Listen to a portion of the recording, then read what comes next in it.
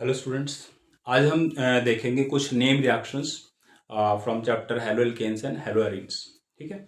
सबसे पहले इसमें सैंडमेयर रिएक्शन है। सैंडमेयर रिएक्शन में हम क्या करते हैं कि एनिलीन जो है इसे कन्वर्ट करते हैं हम हेलो एरीन में। ठीक है। एनिलीन का फॉर्मूला होता है C6H5NH2। अगर इसे आप रिएक्ट करवाते हो Na NO2 प्लस HX के साथ तो ये डायजोनियम सॉल्ट फॉर्म करता है। और फिर डायजोनियम सॉल्ट को अगर आप रिएक्ट करवाते हैं Cu2X2 और HX के साथ तो ये फॉर्म करता है हेलो एरीन। ठीक है। इस रिएक्शन में आप एनिलीन को कन्वर्ट कर सकते हैं हेलो एरीन में। तो फर्स्ट है इसमें सैंडवेयर रिएक्शन।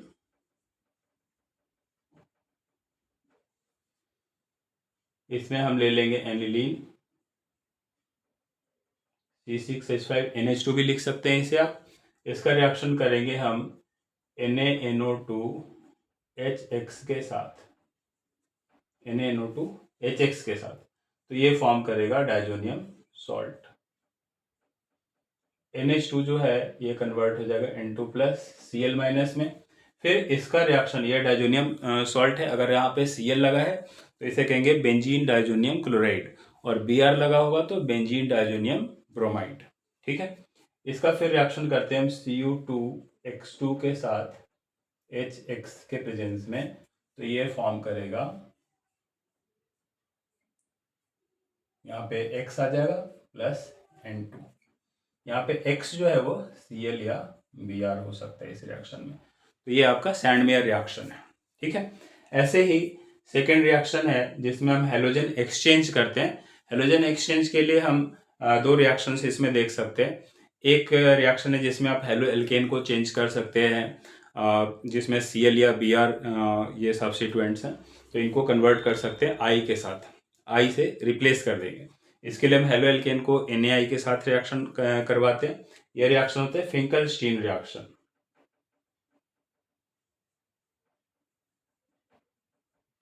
फिंकलस्टीन रिएक्शन तो इसमें क्या किया जाएगा, जो RX है इसका रिएक्शन करेंगे हम NaI के साथ। यहाँ पे X Cl या Br हो सकता है। जब ये रिएक्शन होगा तो ये कन्वर्ट हो जाएगा Ri प्लस NaX में। ठीक है। तो ये फिंकलस्टीन रिएक्शन है जिसमें आप Cl या Br की जगह पे इंट्रोड्यूस करवा सकते हैं I को। ठीक है। यानी कि अगर आपके पास क्लोरो इथेन है या ब्रोमो इथेन है तो इसे आप कन्वर्ट कर सकते हैं आइडो इथेन में। नेक्स्ट रिएक्शन है ऐसे ही name reaction Wurtz reaction. Wurtz reaction. ठीक है। इस रिएक्शन में हम Cl या Br की जगह पे F को इंट्रोड्यूस करवाते हैं। जैसे RX है, RX का रिएक्शन अगर आप करते हैं AgF के साथ या COF2 के साथ या फिर Hg2F2 के साथ, इसमें से कोई भी आप यूज कर सकते हैं। तो यहाँ भी X जो है वो Cl या Br है, इनकी जगह पे अब RF आ जाएगा। और अगर आपने AgF लिया हुआ है तो ये AgX ये फॉर्म हो जाएगा। तो ये दोनों ही रिएक्शंस जो है ये हेलोजन एक्सचेंज रिएक्शंस हैं। ठीक है। तो ये तीन रिएक्शंस हैं haloalkanes and haloarenes में। नेक्स्ट रिएक्शन हम देखते हैं।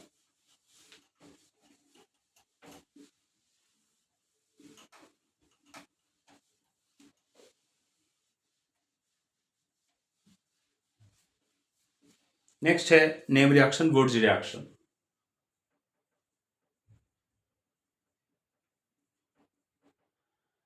ये आपने 11th में भी पढ़ा होगा। इस रिएक्शन में क्या करते हैं, हम दो मॉलिक्यूल्स लेते हैं हेलो एल्केन के। जैसे आपने CH3Cl के दो मॉलिक्यूल ले लिया, इसको फिर 2 एटम्स ऑफ सोडियम के साथ रिएक्ट करते हैं in the presence of dry ether. ठीक है। तो इसमें क्या होगा कि जो CH3 के आपने दो मॉलिक्यूल्स CH3Cl के यूज किए हैं, इनके CH3CH3 ग्रुप इस तरह से कंबाइन हो जाएंगे और NaCl बाई प्रोडक्ट फॉर्म होगा। इसी रिएक्शन को आप इस तरीके से भी लिख सकते हैं CH3Cl plus 2Na plus ClCH3 in the presence of dry ether. ये फॉर्म करता है CH3 प्लस 2NaCl। ठीक है, तो इस रिएक्शन से आप ऐसे एल्केन्स फॉर्म कर सकते हैं जिनमें even number of carbon atoms हैं। जैसे आपने यहाँ पे क्लोरो मीथेन लिया तो इससे इथेन फॉर्म हो रहा है। ऐसे ही अगर इसी रिएक्शन में अगर आप क्लोरो इथेन लेते हैं CH3CH2Cl plus 2Na plus ClCH2CH3 in the presence of dry ether, तो ये फॉर्म करता है CH3CH2CH2CH3 प्लस 2NaCl। यानी कि आप इधर जितने भी कार्बन एटम वाला क्लोरो एल्केन यूज करोगे या ब्रोमो एल्केन यूज करोगे उससे डबल कार्बन एटम्स इधर मिल जाएंगे। ठीक है, तो ये रिएक्शन है जिसमें आप even number of carbon atom वाले एल्केन्स को फॉर्म कर सकते हैं। अब वुड्स रिएक्शन की जगह ही है, जैसे ये तो आपका हो गया एलिफेटिक कंपाउंड्स के लिए। अगर हम एरोमेटिक या हेलो एरीन्स के लिए सोचें तो सिमिलर रिएक्शन दिखाता है हेलो एरीन। अगर आप इस ऐसे ही रिएक्शन को देखें तो जैसे ये वुड्स रिएक्शन है तो हेलो एरीन्स के लिए रिएक्शन जो होता है इसे हम कहते हैं फिटिग रिएक्शन। फिटिग रिएक्शन, इसमें क्या करते हैं हम कि दो मॉलिक्यूल्स यूज करते हैं हम हेलो एरीन के।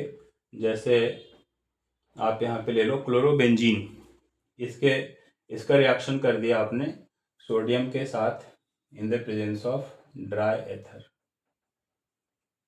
ड्राई एथर के साथ ये रिएक्शन कर दिया हमने, तो क्या होगा इसमें 2NaCl तो इसके बाय प्रोडक्ट के फॉर्म में रिमूव हो जाएगा और बेंजीन के दोनों रिंग्स आपस में बॉन्डिंग कर लेंगे। तो इस तरह से आपके पास एक नया कंपाउंड बन जाएगा।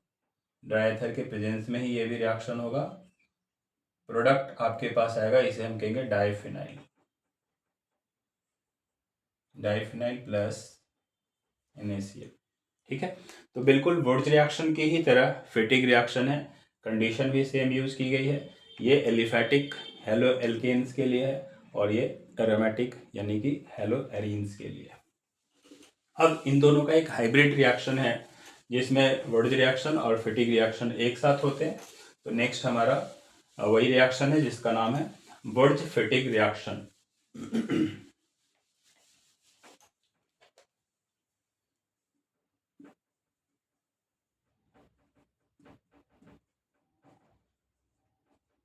वुड्स फिटिग रिएक्शन, इस रिएक्शन में क्या करते हैं हम एक मॉलिक्यूल लेते हैं हेलो एरीन का, जैसे हमने क्लोरोबेंजीन ले लिया प्लस 2Na प्लस ClCH3, ये ले लिया हमने क्लोरोमीथेन। फिर इसका रिएक्शन ड्राई एथर के प्रेजेंस में ही करेंगे तो ये फॉर्म करेगा, यहाँ CH3 आ जाएगा यानी कि टॉलिन फॉर्म हो गया प्लस 2NaCl। ठीक है, तो ये तीन रिएक्शंस आप एक साथ याद रख सकते हैं, वुड्स रिएक्शन, फिटिग रिएक्शन और फिर वुड्स फिटिग रिएक्शन। तो वुड्स फिटिग में क्या हो रहा है कि एक हेलो एरीन का मॉलिक्यूल है, सोडियम के साथ रिएक्ट कर रहा है और दूसरा मॉलिक्यूल क्लोरोमीथेन का है या क्लोरोइथेन भी ले सकते हैं आप। जो भी यहाँ पे हेलो एल्केन लेंगे उसका एल्काइल ग्रुप इसके साथ बॉन्डिंग कर लेगा। ठीक है, तो इस तरह से ये तीन रिएक्शंस एक जैसे हैं, वुड्स रिएक्शन, फिटिग रिएक्शन और फिर वुड्स फिटिग रिएक्शन, ये भी ड्राई एथर के प्रेजेंस में हो रहा है। नेक्स्ट रिएक्शन है आपका फ्रीडल क्राफ्ट्स रिएक्शन।